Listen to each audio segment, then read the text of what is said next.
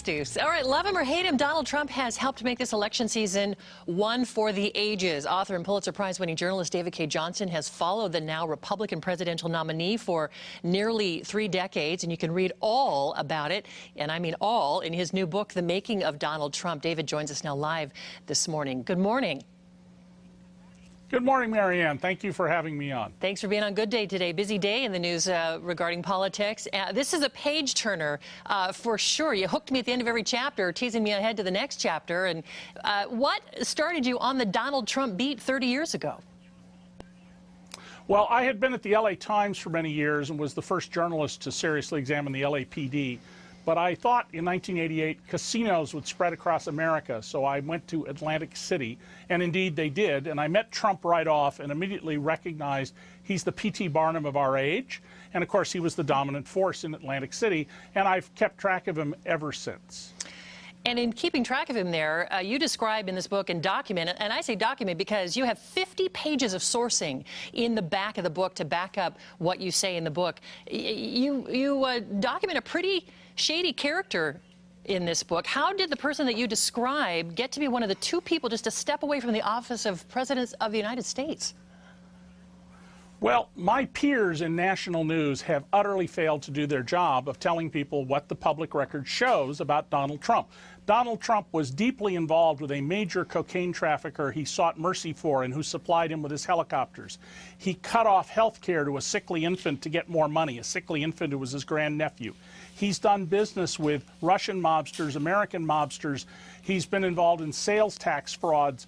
I show pretty good evidence he's engaged in income tax fraud. And of course, he's been sued more than 4,000 times by illegal immigrants he wouldn't pay after he hired them, vendors he wouldn't pay, and people who say he swindled them in various business deals. And all of this is in the public record, but journalists are not asking the questions. And I think the reason is Donald Trump is great television. He's not just watching a car wreck. It's a car wreck with dancing girls and fireworks.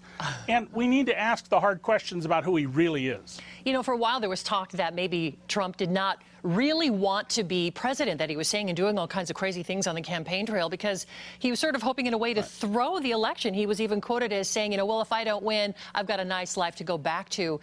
Do you think he really wants the job? At this point, it's getting kind of late to drop out of the game. Trump wants to be president, but he doesn't want the duties of president. He believes he is superior to us. His son of his sons has talked about how the Trumps are genetically superior to the rest of us. And so he doesn't know what the powers, duties, and responsibilities of being president are. He doesn't know anything about nuclear weapons, geopolitics. He couldn't pick a lot of countries off a map. But he wants to win the biggest prize of all, to be able to say he's president. And so yes, he's serious about being president. He's been running for president off and on since 1985. Well, that's true. Yeah, so we've got the first of 3 debates happening tonight. How do you think things are going to go tonight? What should we expect from him this evening? Well, this is not a real debate. A real debate would have Hugh Hewitt, the right-wing radio talk show host, and I asking questions, for example, instead of TV personalities who are going to preen for the audience.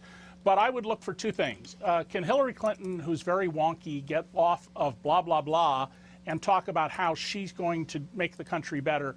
And can Donald Trump demonstrate any substance? This is a man who doesn't know what the nuclear triad was, can't explain under oath basic business concepts, as I quote from his testimony in the book. But if he can show there's some substance there, he'll probably do well. If she can say, here's what I'll do for you, she'll probably do well.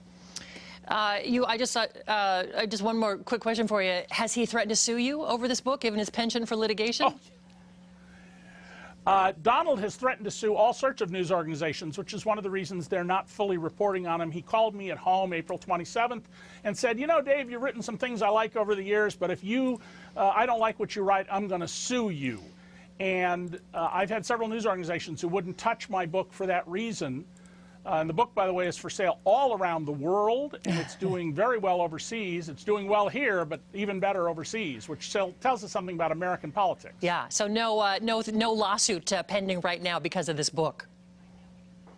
We'll see after the election. All right. He sues. I do my job regardless. All right, David K. Johnston, this morning you saw the book there, The Making of Donald Trump. I'll watch for the debates again tonight, 6 o'clock, over on CBS 13. Thanks for being on Good Day this morning.